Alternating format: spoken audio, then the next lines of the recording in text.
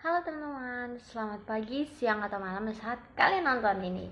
Jadi hari ini aku bakalan menjelaskan tentang sistematika surat lamaran. Tapi sebelum itu aku akan menjelaskan surat lamaran itu apa sih? Nah, surat lamaran adalah surat formal atau resmi yang dibuat seseorang untuk mencari pekerjaan yang dituju kepada suatu perusahaan yang dia tuju.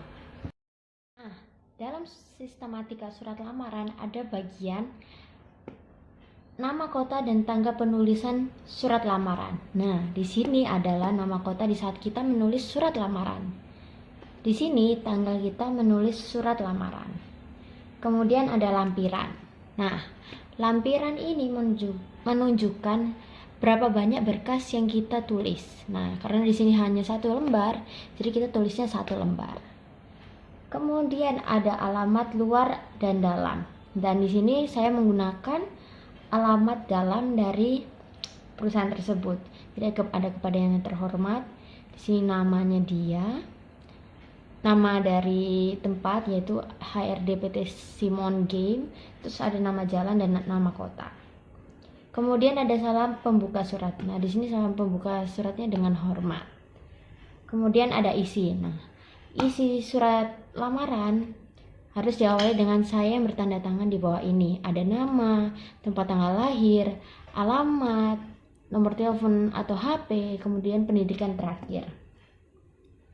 Kemudian ini juga bagian dari isi, ini menjelaskan kita nih maunya tuh mengajukan pekerjaan itu di bagian mana. Nah, di sini saya mengajukan sebagai staf bagian IT.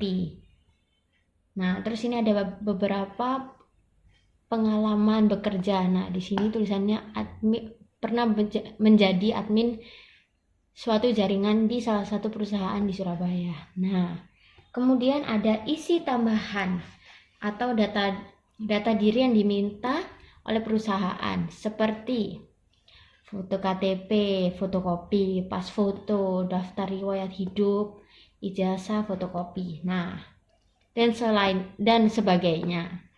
Kemudian di sini ada bagian penutup. Nah, bagian penutup itu kita ucapkan semoga itu kita bisa diterima. Kemudian ucapan terima kasih kepada pembaca atau pada HRD yang membaca ini surat lamaran. Kemudian salam penutup. Nah, salam penutup ini sama juga seperti dengan salam pembuka. Bedanya di sini dengan hormat. Kalau di sini hormat saya karena ini sebagai salam penutup. Di salam penutup kita harus memasukkan tanda tangan kita. Kemudian kita tanda tangan, kemudian tulis nama terang kita. Seperti itu. Kemudian saya akan menjelaskan CV atau kurikulum vitae atau bisa disebut dengan daftar riwayat hidup. Sebelum saya akan menjelaskan sistematika dari CV, saya akan menjelaskan apa itu CV terlebih dahulu.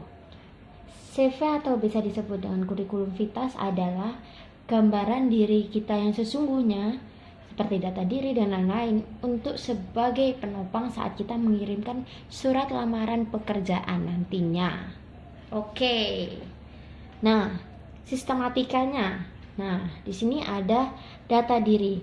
Kenapa harus ada data diri? Karena ini sebagai identitas kita agar perusahaan itu bisa tahu siapa kita, namanya kita siapa, tinggal di mana dan sebagainya. Nah, di sini ada nama, tempat tanggal lahir, jenis kelamin, agama, status, alamat, nomor HP, email, dan pendidikan terakhir.